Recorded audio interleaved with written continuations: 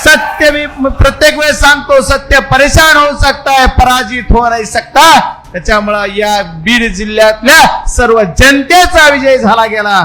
पहिल्याच बैठकीत, पहिल्याच आदरणीय स्वर्गीय गोपीनाथरावजी मुंडे साहेब यांच्या गडावर, ज्या बीड जिल्ह्याला पूर्ण आदर आहे आदरणीय नेतृत्वाचा, त्यांच्या गडावर तुम्ही म्हणलात ह्याची अवकात काय, ह्याचा प्रारब्ध आम्ही ठरविणार.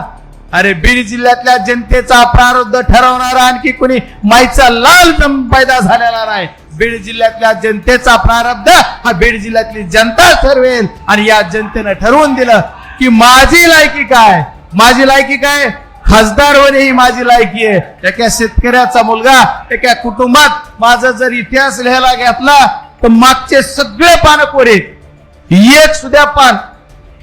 माझ्या खानदानात ग्रामपंचायत सदस्य सुद्धा कुणी नाही. बाप आमदार नाही, माय आमदार नाही, बहीण काही नाही, बायको काही असायचा संबंधच नाही, मुलं तर लहान आहेत.